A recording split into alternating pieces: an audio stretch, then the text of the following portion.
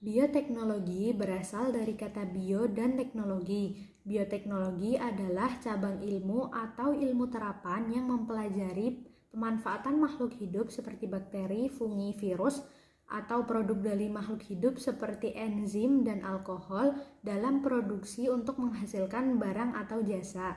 Berdasarkan kategorinya, bioteknologi dibagi menjadi dua, yaitu bioteknologi konvensional dan bioteknologi modern. Bioteknologi konvensional. Pengertian bioteknologi konvensional adalah bioteknologi yang mengandalkan jasa mikroba untuk menghasilkan produk baru lain yang sesuai dengan kebutuhan manusia melalui proses fermentasi. Ciri-ciri bioteknologi konvensional. Yang pertama sudah dikenal sejak zaman peradaban manusia. Kedua, menggunakan secara langsung hasil yang diproduksi organisme atau mikroorganisme berupa senyawa, yaitu zat kimia, atau bahan pangan tertentu yang bermanfaat bagi kehidupan manusia. Yang ketiga, peralatan yang digunakan relatif murah dan sederhana. Yang keempat, mikroorganisme yang digunakan relatif terbatas. Contoh produk beserta mikroorganismenya. Yang pertama, ada tempe menggunakan bakteri Rhizopus oligosporus. Yang kedua, kecap menggunakan bakteri Aspergillus oryzae. Yang ketiga, ada yogurt menggunakan bakteri Streptococcus thermophilus dan Lactobacillus bulgarius. Yang keempat, ada keju menggunakan bakteri Streptococcus lactis, Lactobacillus bulgarius, dan Propionibacterium. Yang kelima, ada mentega, yaitu menggunakan bakteri asam laktat. Yang keenam, ada nata de coco menggunakan Acetobacter psyllinum. Yang ketujuh, ada tuak atau palm wine menggunakan asam laktat. Bioteknologi modern. Pengertian bioteknologi modern. Bioteknologi modern adalah bioteknologi yang menggunakan peralatan lebih modern dan canggih dan diproduksi dalam jumlah besar dan menggunakan prinsip-prinsip ilmiah.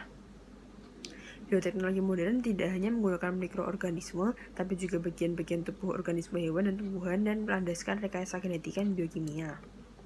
Ciri-ciri bioteknologi modern. Yang pertama, bioteknologi modern dimulai berkembang sejak ditemukan DNA. Yang kedua, mikroorganisme digunakan dengan tujuan untuk memperbaiki dan meningkatkan kinerja genetik suatu organisme yang berguna bagi manusia. Yang ketiga, peralatan-peralatan yang digunakan lebih modern. Yang terakhir, pemanfaatan mikroorganisme menggunakan teknologi yang modern. Contoh produk bioteknologi modern, bidang peternakan. Bioteknologi modern dapat digunakan dalam bidang peternakan. Contohnya adalah yang pertama, pembuatan vaksin dan antibodi. Yang kedua, mengobati berbagai penyakit dan hormon perangsang pertumbuhan hewan melalui rekomendasi DNA. Yang ketiga, rekayasa genetika, yaitu manipulasi makhluk hidup agar menghasilkan makhluk hidup dengan sifat yang diinginkan. Seperti sapi parah disuntik dengan hormon pertumbuhan sapi atau bovine growth hormone agar produk susu dan bobot daging ternak meningkat. Juga ada pemberian gen pertumbuhan pada ikan salmon agar ukuran tumbuh lebih cepat. Berikut bidang pertanian. Bioteknologi modern dapat digunakan dalam bidang pertanian.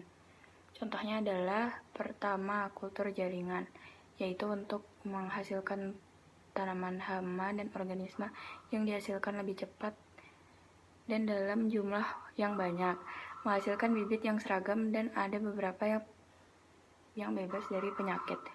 Yang kedua, hidroponik, yaitu menanam menggunakan media selain tanah, yaitu air, pasir, arang, atau sabut kelapa. Keuntungan penggunaan metode ini adalah penggunaan lahan, pupuk, dan tanah lebih efisien dan kuantitas dan kualitas produk lebih tinggi dan bersih. Berikutnya, bidang kedokteran. Yang pertama, pembuatan antibodi monoklonal. Antibodi berupa protein yang dihasilkan oleh sel limfosit B atau sel T untuk melawan antigen atau benda asing yang masuk ke dalam tubuh. Secara alami, tubuh memiliki kemampuan untuk memproduksi antibodi. Fusi atau penggabungan antara sel limfosit B dan sel mieloma menghasilkan sel hibridoma. Sel ini berfungsi untuk mengatasi penyakit kanker. Contoh selanjutnya dalam bidang kedokteran adalah terapi gen manusia. Rekayasa genetik mempunyai potensi untuk memperbaiki kelainan genetik secara individual.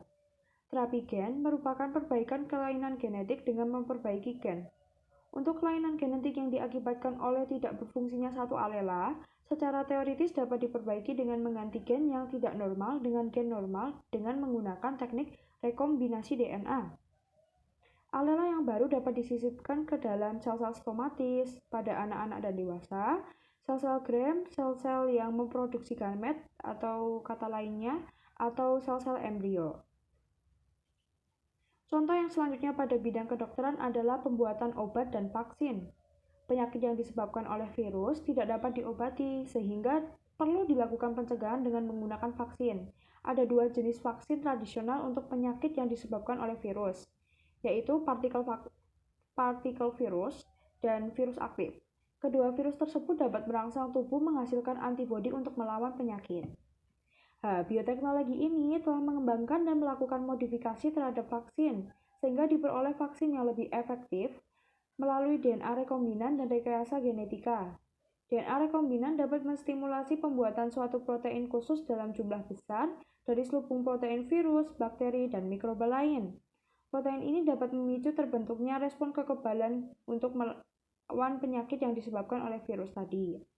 Rekayasa genetika dapat digunakan untuk memodifikasi genom patogen sehingga menjadi lemah. Vaksinasi dengan makhluk hidup yang lemah lebih efektif dan dari protein vaksin karena hanya dengan memasukkan sedikit saja ke dalam tubuh akan menghasilkan respon kekebalan yang besar. Contoh produk bioteknologi modern yang selanjutnya adalah pada bidang industri. Bioteknologi modern dapat digunakan dalam bidang industri. Contohnya adalah yang pertama, penggunaannya dalam industri pangan. Penggunaannya dalam industri pangan itu berupa penggunaan bakteri Saccharomyces dalam pembuatan roti, tape, dan wine dalam fermentasi atau respirasi anaerob dengan reaksi glukosa atau gula diubah menjadi etanol atau alkohol, karbon dioksida, dan energi. Yang kedua adalah penggunaan Pseudomonas putida yang mampu melakukan penguraian selulose atau lignin, pembuatan bahan bakar, mendegradasi komponen-komponen minyak di laut, dan membersihkan lingkungan dari polutan. Yang ketiga adalah pada industri logam. Penerapannya pada industri logam adalah penggunaannya dalam teknik ekstraksi logam dilakukan menggunakan bakteri tertentu dari genus Thiobacillus. Selain digunakan dalam bidang peternakan, pertanian, kesehatan, dan industri, bioteknologi modern juga dapat diterapkan dalam bidang energi. Bioteknologi modern dapat digunakan dalam bidang energi, contohnya adalah penggunaan enzim selulosa dalam limbah pertanian atau peternakan dan diubah menjadi gas bio atau yang kita biasa kenal biogas, yang nantinya dapat dimanfaatkan sebagai listrik dan bahan bakar kompor atau pengganti gas LPG.